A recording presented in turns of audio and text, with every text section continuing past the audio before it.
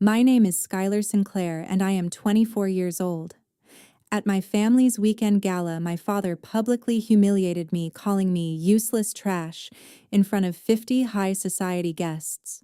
He held up the gift I had carefully prepared with an entire month's meager salary, hoisting it high as if displaying a piece of junk, and sneered in a triumphant tone. Do you honestly think this cheap garbage deserves a place in the Sinclair estate? You are a disgrace to the very name you carry. Before I could even process the sting, my older brother, the man I once respected, stepped forward. He looked at me with utter loathing and spat with a voice full of contempt. Disappear from this family already, you brat. Don't let the stain of poverty in your veins foul our air for another second.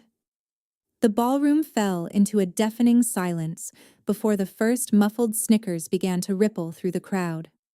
I didn't shed a single tear, nor did I offer a word of explanation. I simply looked deep into the cold eyes of the man who called himself my father, flashed a strangely calm smile, and turned to walk away. They have no idea that in 1 week they will regret pushing me this far. Because from that moment on, the name Sinclair was no longer my shackle. It became the target I intend to destroy. If you've ever been looked down upon or exploited by the ones you love most, please hit the subscribe button and leave a comment to stand with me. Your support is the fuel I need to expose the truth and demand justice in this high-stakes journey. Don't miss what happens next. 14 hours before the gala, the heavy humidity of Savannah felt like a physical weight against the stained glass windows of the Sinclair estate. Inside the private study of Vaughn Sinclair, the air was thick with the scent of expensive bourbon and old paper, lit only by the cold blue glare of multiple computer monitors. I sat at a mahogany desk that was never truly mine, my fingers dancing across a mechanical keyboard with a rhythmic, frantic clicking that filled the silence of the early morning hours. Most people in our social circle saw me as the quiet, obedient daughter who handled the household chores, but the reality hidden behind these double-locked doors was far more sinister. I was an invisible architect of data, a shadow analyst forced to scrub the blood off the family's financial ledgers. Vaughn Sinclair did not hire professional accountants for his most sensitive operations. He had me. Since I was 19, he had exploited my talent for numbers under the guise of repaying the debt of my upbringing.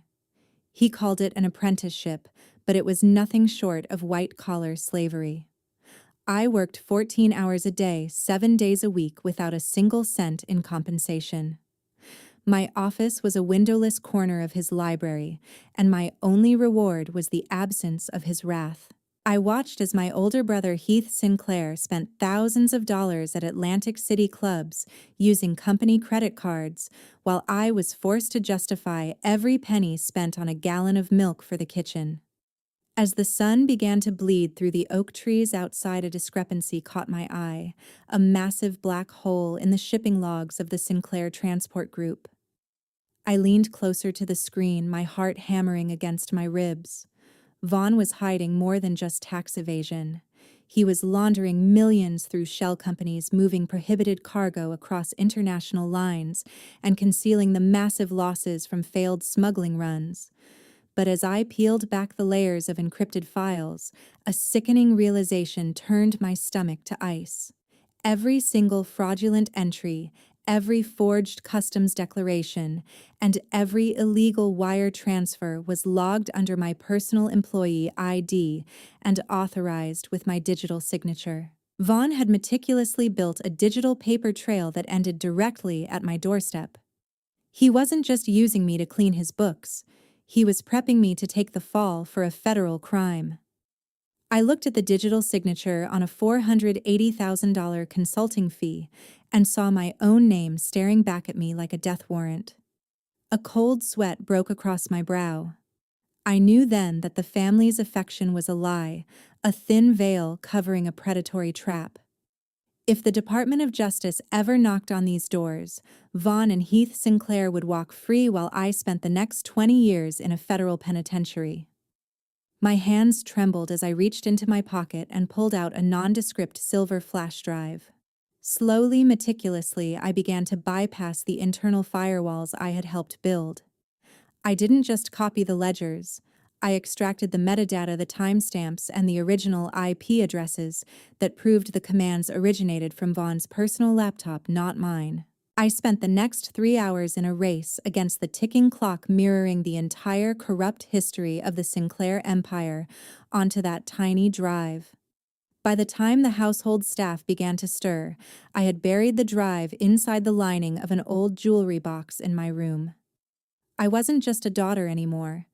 I was a ticking time bomb waiting for the right moment to explode.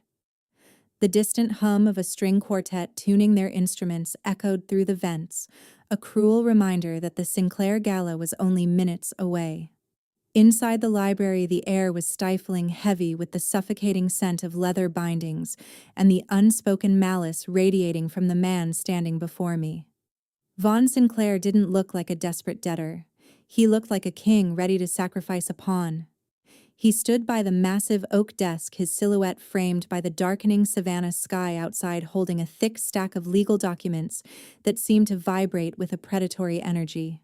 With a flick of his wrist, he tossed the papers onto the polished surface. They slid across the wood, coming to a dead stop right in front of my hands. "Sign it, Skyler," he commanded, his voice a low, gravelly rasp that brooked no argument. I looked down at the highlighted line near the bottom of the page. It was an application for an emergency high-interest bridge loan totaling $480,000. My heart skipped a beat as I scanned the fine print. This wasn't just a corporate filing. It was a personal guarantee. By signing as a co-signer, I was legally binding my entire future to the Sinclair Transport Group's failing fleet. If the company collapsed, which I knew was inevitable, given the losses I had discovered, the bank wouldn't go after Vaughn's offshore accounts. They would come for me. They would drain every cent I ever earned and haunt my credit report until the day I died. Vaughn leaned forward, his hands pressing into the desk, eyes narrowing like a hawk. "Our ships are being held in international waters and the port fees are hemorrhaging cash we don't have. You're the only one with a pristine credit score, Skyler. I've spent 20 years building that reputation for you, paying for your elite education, and providing a roof over your head. You have a clean record because I shielded you from the harsh realities of this business." He paused, his gaze turning razor sharp. "Now it's time for you to fulfill your duty. This family is a machine, and right now, you are the only part that can keep the gears turning. Sign the document and we can all go out there and pretend to be the perfect family for our guests." I picked up the fountain pen, its weight feeling like a lead bar in my palm. The ink was dark, as black as the secrets buried in the ledgers I had mirrored onto my drive just hours ago. I looked at the man I had called father for over 2 decades, searching for even a flicker of hesitation or regret in his expression. There was none. To him, I wasn't a daughter. I was a financial instrument with a high credit rating. He was asking me to commit financial suicide to buy him a few more months of luxury. If I signed this, I would be shackled to his crimes forever, unable to ever lease an apartment, buy a car, or even open a bank account without his shadow looming over me. "No." I said the word barely a whisper at first, then louder as I dropped the pen. It clattered against the desk, rolling away like a discarded bone. "I won't be your shield anymore, Vaughn. This loan is a death sentence, and you know it." The atmosphere in the room shifted instantly. The polished mask of the patriarch crumbled, replaced by a cold, venomous fury. Vaughn stepped around the desk, his presence looming over me like a thunderstorm. "You listen to me, you ungrateful girl," he hissed, his face inches from mine. "I made you. I gave you a name that carries weight in this city. If you refuse to do this, I will erase you. I will make sure your credit score is dragged through the dirt before the sun comes up tomorrow. I'll report you for the very discrepancies you've been fixing in my books. You'll be out on the street with nothing but the clothes on your back, and I will ensure that not a single soul in Georgia will ever hire you or help you again. You'll be a ghost, Skyler. A ghost with a mountain of debt and nowhere to hide." I didn't flinch. I stood my ground, my fingers clenching into fists at my sides. The man who had spent years making me feel small suddenly seemed pathetic, a cornered animal snarling at the hand that refused to be bitten anymore. Then I suppose I should start getting used to the cold. I replied, my voice steady despite the adrenaline surging through my veins. Because I am done signing my life away for your lies. The Spanish moss hung from the ancient oak trees like silver ghosts, swaying gently in the humid Savannah breeze. Every step I took away from the Sinclair estate felt like shedding a layer of a poison-soaked skin. The muffled music and the hollow laughter of the gala faded into a distant buzzing memory, replaced by the rhythmic chirping of crickets and the heavy silence of the night. My lungs, constricted for years by the suffocating atmosphere of that house, finally began to expand, taking in the damp, earthy air of the Georgia coast. I walked down the long, paved driveway, my heels clicking sharply against the stone, a sound of defiance in the quiet neighborhood. A block away, parked perfectly under the shadow of a sprawling oak, sat a massive black Cadillac Escalade. Its engine was idling, a low, predatory growl that vibrated through the pavement. As I approached, the rear door swung open with a smooth, mechanical precision. A man stepped out into the amber glow of a nearby street lamp. He was tall, dressed in a charcoal suit that looked more expensive than everything Vaughn Sinclair owned combined. This wasn't a chance meeting. There was a deliberate, calm authority in the way he stood waiting for me. This was Julian Sterling. I froze, my breath catching in my throat. I didn't know his name then, but the moment our eyes met, a jolt of electricity surged through my spine. He had eyes that were a piercing, unmistakable shade of emerald green, the exact same eyes I saw in the mirror every single morning. In a family of Sinclair browns and grays, I had always been an anomaly. Now looking at him, I realized I was a reflection. "You're late, Skyler." Julian said, his voice a deep, resonant baritone that carried no malice, only a strange, comforting familiarity. He didn't look surprised to see me disheveled and trembling with adrenaline. But then again, the best exits are rarely on schedule. "Who are you?" I whispered, my voice cracking. "How do you know my name?" Julian didn't answer immediately. He reached into his breast pocket and pulled out a sleek, matte black business card, handing it to me with a steady hand. On it, in embossed silver lettering, was the name of a world-renowned M&A law firm based in Manhattan. "I have had a private investigator following your progress for the last 3 years.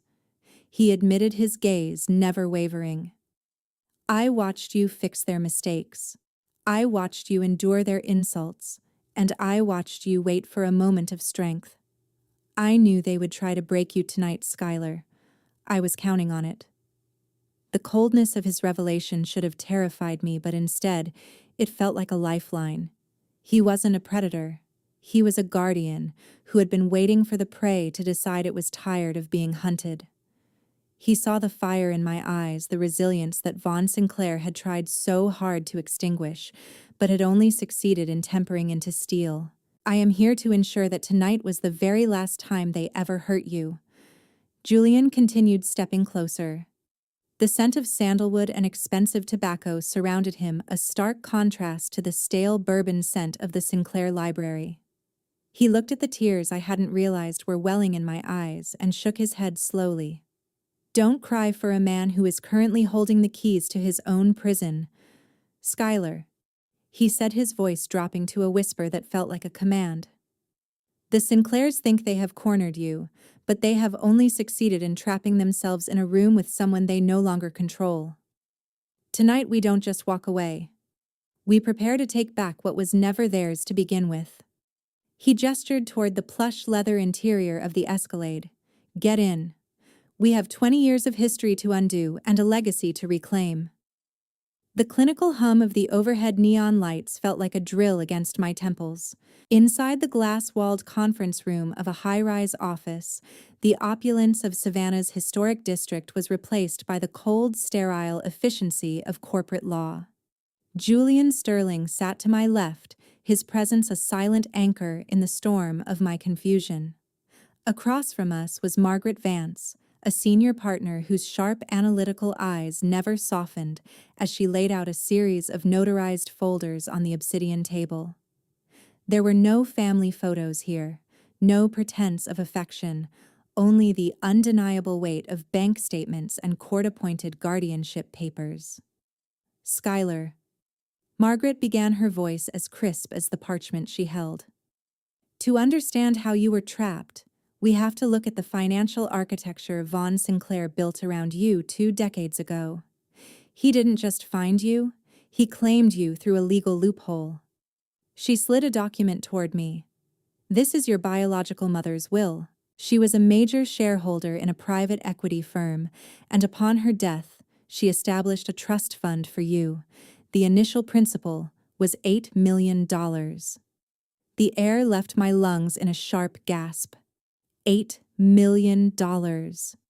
My mind raced back to the windowless library where I had spent years counting pennies for milk, while Heath Sinclair drained company accounts for bottle service. I thought of the countless nights I had skipped meals to save money for a pair of shoes that didn't have holes in the soles.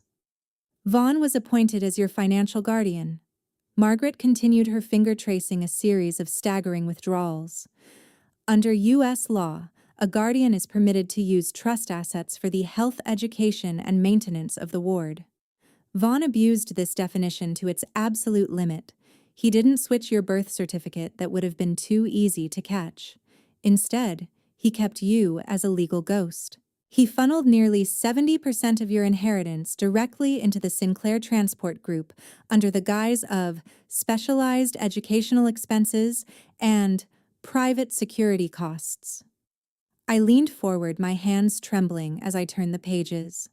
I saw the numbers, 6-figure sums moved every quarter, neatly timed with the Sinclair Company's most desperate moments of insolvency. Vaughn hadn't been protecting me from the world.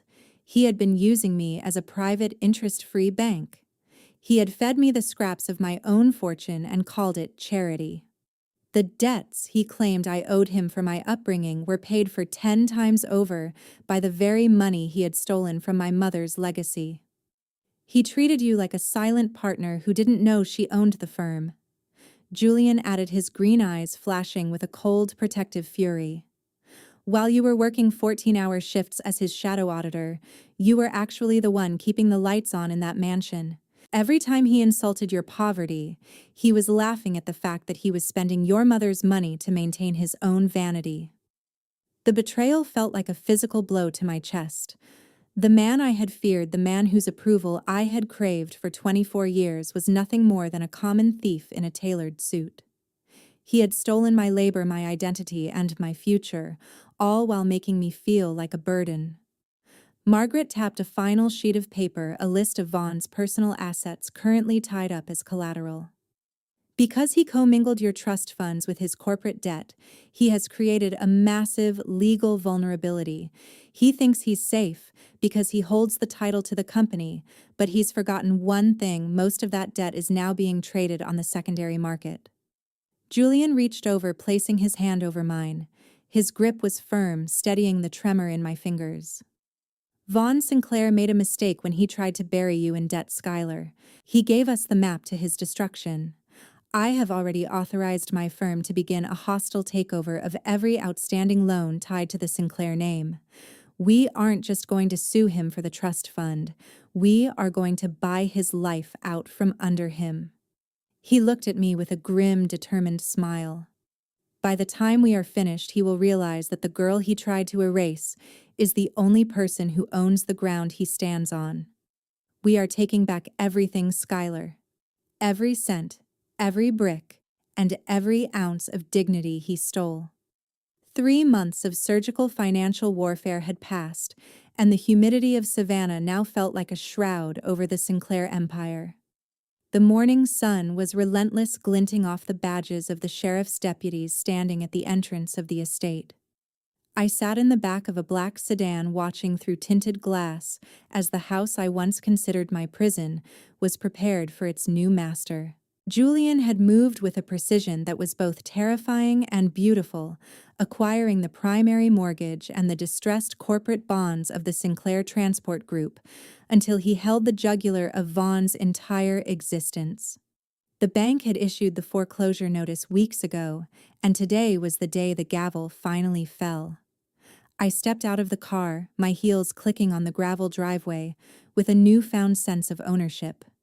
In my hand, I carried a folder containing the court-sanctioned writ of possession. I wasn't here as a daughter seeking approval, or as a shadow auditor fixing mistakes.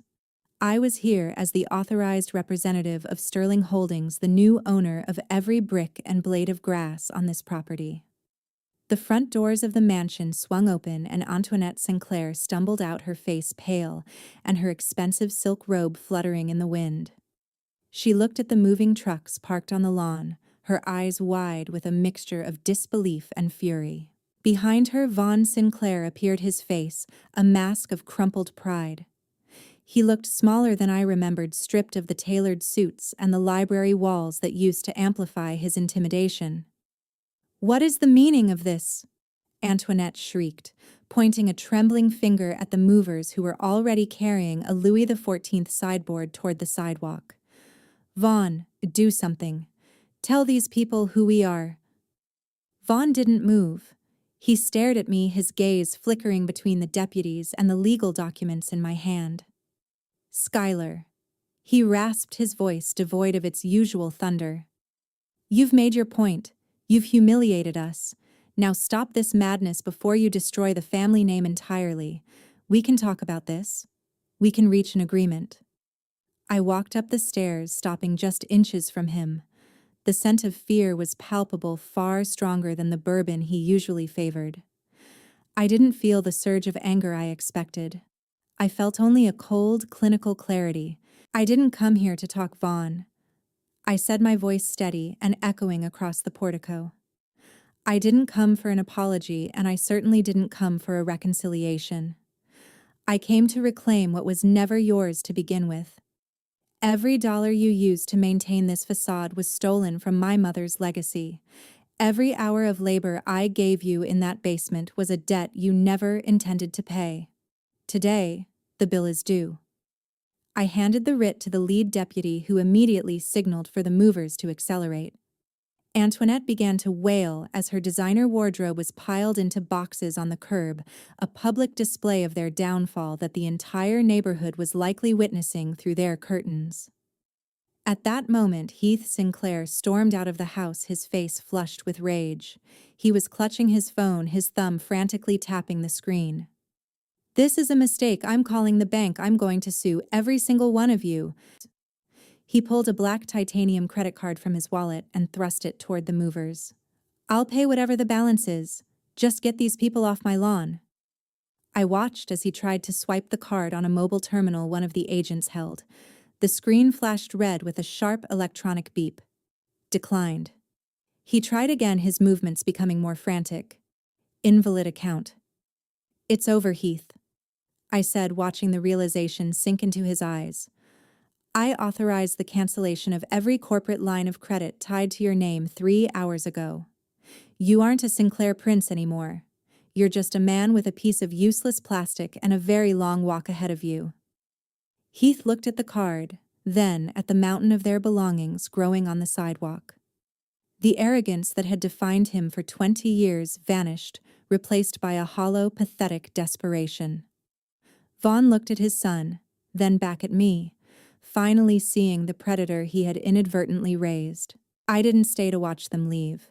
I turned my back on the ruin of their lives and walked into the house that was finally legally mine. The salt spray of the Atlantic Ocean felt like a final baptism, washing away the lingering dust of Savannah from my skin. I stood on the deck of the ferry, my hands resting lightly on the railing as the shoreline of Georgia slowly dissolved into a hazy line of green and gray. Behind that horizon, the world I had known for 24 years was burning not with fire, but with the cold, relentless friction of justice. News alerts on my phone confirmed that the Securities and Exchange Commission (SEC) had officially launched a formal investigation into the Sinclair Transport Group. The House of Sinclair wasn't just falling, it was being dismantled brick by the very federal agencies Vaughn Sinclair thought he could outrun. Vaughn Sinclair was now facing a mountain of criminal charges ranging from systemic financial fraud to the criminal abuse of fiduciary guardianship. His arrogance, the very thing that had made him feel invincible, had left a trail of breadcrumbs that even the most incompetent auditor couldn't ignore. With Julian's legal team feeding evidence to the authorities, the company had no choice but to file for Chapter 7 bankruptcy. Every asset, every vessel, and every piece of stolen legacy was being liquidated to pay off a fraction of the debt he had accumulated. I thought I would feel a surge of triumph, a moment of loud, vengeful joy. Instead, I felt only a profound, quiet sense of relief. The weight that had crushed my chest since I was 19 had finally lifted, replaced by a lightness I didn't know was possible. My journey wasn't ending. It was simply changing direction. I had chosen Manhattan as my new beginning, a city where I could be a face in the crowd rather than a shadow in a mansion. I wasn't going there as a sterling heiress or a Sinclair victim. I was going as myself. With the remains of my mother's trust fund secured and my own professional reputation cleared, I was starting my own firm as a freelance financial analyst. This time, I wouldn't be scrubbing blood from someone else's ledgers in the dark. I would be standing on my own feet using the very skills that were once used to enslave me to build a life of my own choosing. As the ferry cut through the white-capped waves, I looked at the silver flash drive I still carried in my pocket, the one that started this entire revolution. It was a reminder that knowledge is the only currency that truly matters.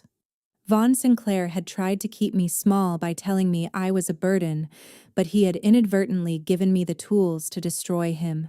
He forgot that a pawn, if it survives the game long enough, eventually becomes the most powerful piece on the board.